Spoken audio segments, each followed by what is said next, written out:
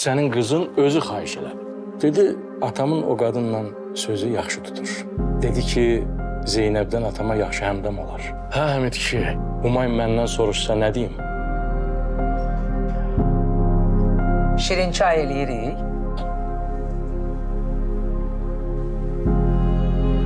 Huşsuz yatırdın ha.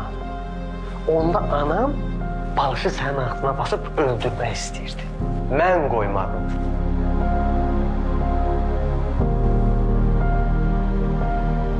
Adəm. Firuzə. O Eldar adam deyil, heyvərənin biridir. Onlardan uzaq dur. Yaxşı bibi, yaxşı bitdi. O pulun qazanandan yediğimiz içtiğimiz zəhərə dönüb. Bir dənə xoş günümüz olmayıb. Hər gün evdə söz-söhbət, dava qırıldı.